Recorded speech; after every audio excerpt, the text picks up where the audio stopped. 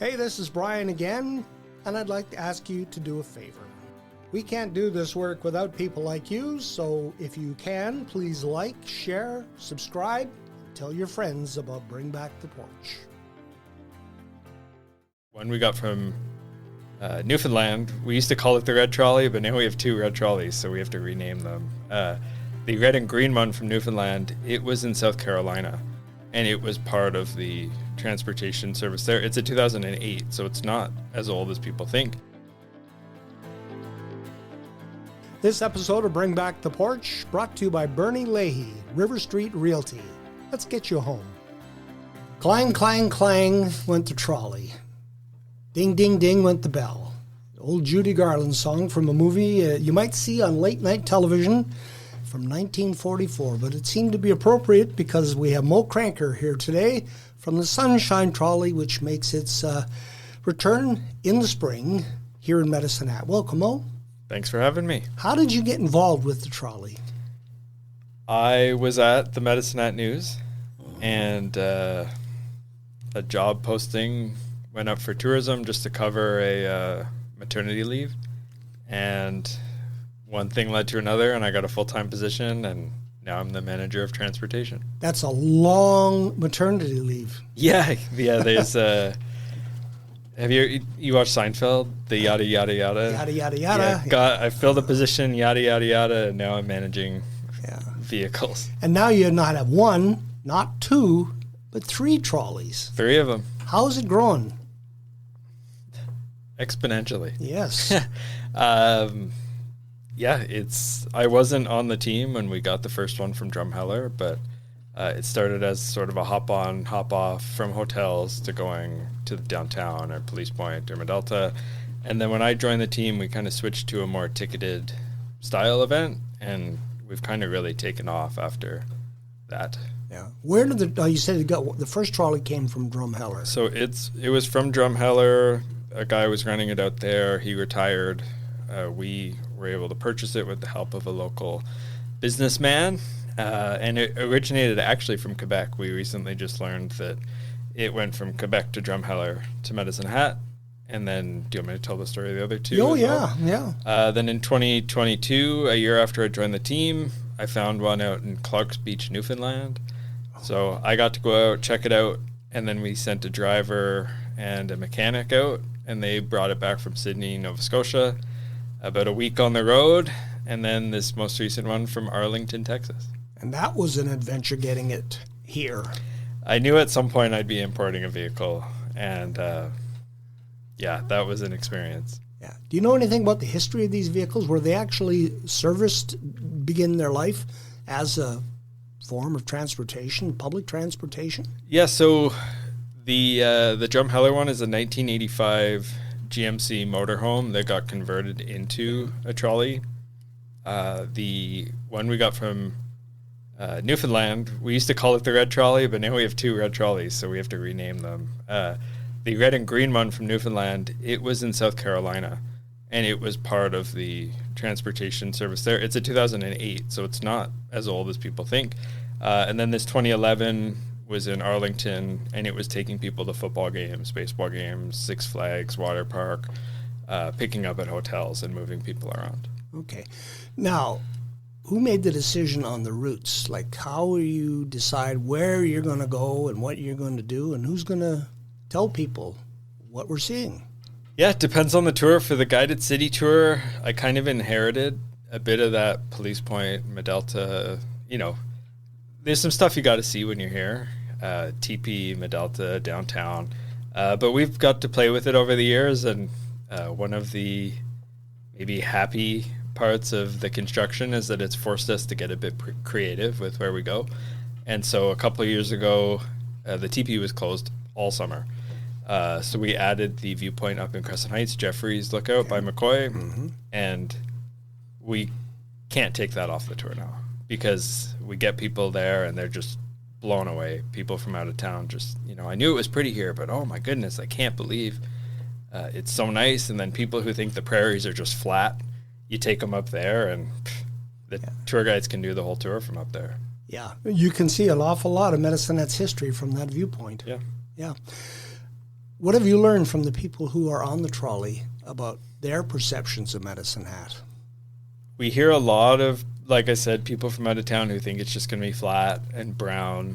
And, you know, if we get a good rain or if we have it's beautiful when you're standing up on the viewpoint.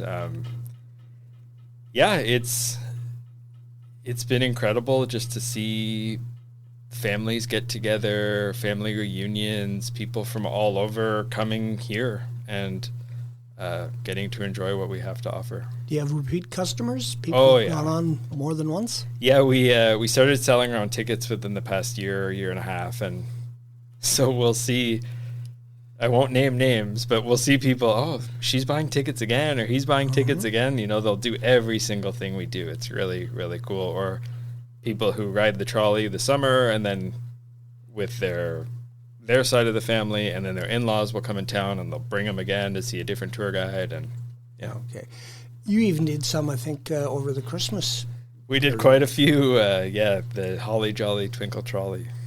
Oh, that's a name, long name, yeah. I can't take credit for it, but it stuck. Yeah, so it has definitely become a popular thing. How do people book it? Tickets.tourismmedicinehat.com.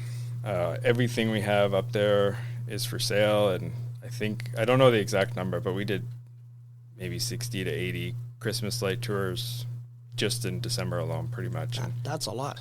Yeah, we got the new bus on the road just in time to... I ended up doing over 2 weeks in a row of driving every night and 2 a night, and it was, we sold out every single one.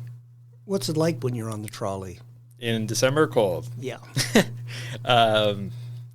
It's, I think one of the greatest parts about it, and it clicked with me this year on the Christmas Lights tour, it was a family who were just so happy that, if you're doing that in your own car, one person has to drive, one person has to stare at the maps and do the research and figure out where to go, but everybody can just be present in the moment when somebody else is driving and somebody else is tour guiding. So it's a very present, intentional thing that people get to enjoy. Yeah. Now, you have the tours in the summer that are set, starting on Thursdays, I think? Wednesdays, and we're going all the way to Sundays this year. Okay. Now, those are running, 2-3 times a day? 2.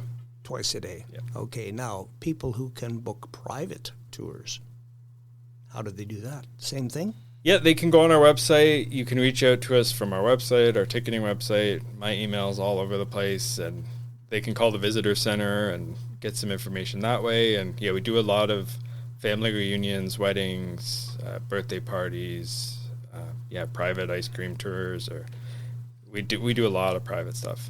What's your horror story from taking the trolley around town? Horror story from town? I don't want to jinx anything. I don't know if I've had anything that bad. I think, honestly, it's probably drivers. Say we're merging, trying to get up to speed so I can safely merge onto the highway, and people are peeling behind you and cutting around you, which makes it incredibly dangerous. Or, you'll be pulling up and because somebody's crossing the street and somebody will pull out from behind you and not realizing that you're still slowing down for a reason. So it's almost always other people that are the problem. But you have to be prepared when you're on the trolley for the unforeseen. And when you mention the construction, you're sitting there and you're the host. And what are you going to talk about? You got to know stuff, and that's why we have a team of wonderful tour guides, so people don't have to listen to me. They can listen to people who know everything about the city. Tell us about some of those people. Is this going to be the big grand reveal? Sure, go ahead. Let's have a drum roll. Well, it's your moment. Brian Conrad's going to be doing Thursdays this year. I actually had a fellow stop me, and he said, I hear you're going to be doing the trolley. He says, I'm going to have to book a tour with you just to find out things that I don't know about Medicine Hat. So the pressure's on already. I haven't even rolled a wheel. I'm not even telling anybody in the word's getting out. So, it's Corlane Gardner on Wednesdays. She did the interpretive center, I think, for 20 plus years at Police Point. Then you're going to be on Thursdays. Sally Sane, she recruited you, and she does the downtown walking tours, column in the Medicine Hat News, very well known. Saturdays, Barry Finkelman, who has done a ton. He was the original tour guide. executive director at Medelta for quite a while, and very well known. And then Sundays we're going to try out this year. A gentleman named Trevor West, he approached me throughout the year and said he did one of Bill Cox's tours last year. Okay. And he just approached me and said, this would be a dream job. I'd love to do this. So I said, okay, put a script together. We'll do a family and friends ride. And, a lot of people will say they want to do something, but they won't do it. He knocked it out of the park. Yeah. So he's going to do some Sundays this year. Okay. Take us through the route. We start up at the tourism center. Yep, up at the Visitor Information Center. We work our way past the college, up Division. We do a kind of a snake through downtown, and we stop at the Esplanade. We get out there, and often Sally kind of started this. We'll take people out to the Duggan House, and she'll kind of walk people around, show them the old graffiti on the outside of it, talk about the garden, get back on the trolley, work our way to Medelta. So we go down North Railway and towards the Clay District, stop there, let people check out the gift shop.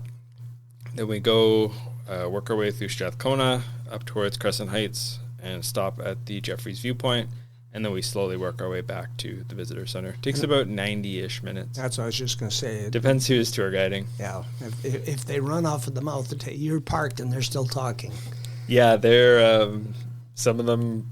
If people are asking a lot of questions and they're really into it, yeah.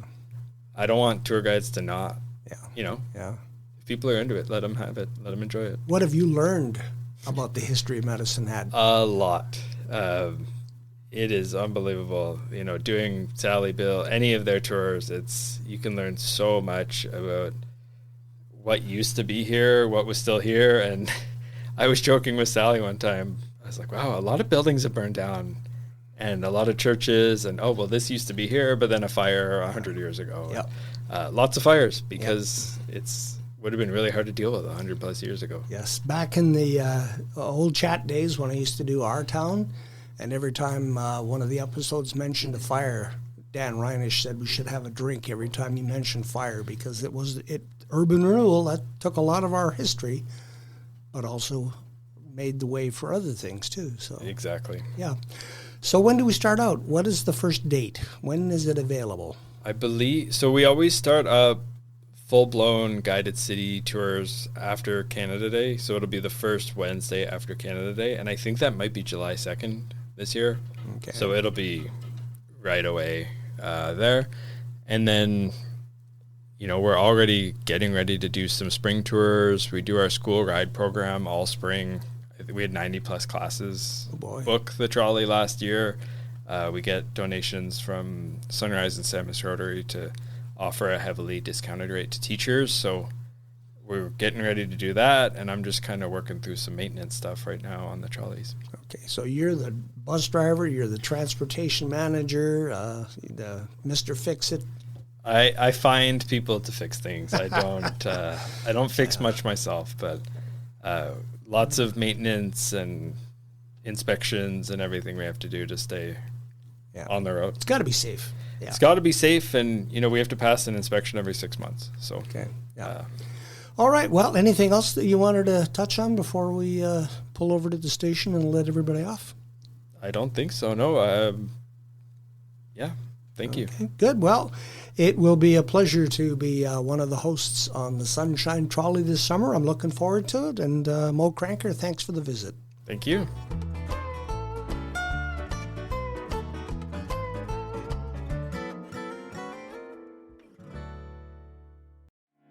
Hey, this is Brian again, and I'd like to ask you to do a favor. We can't do this work without people like you, so if you can, please like, share, subscribe, tell your friends about Bring Back the Porch.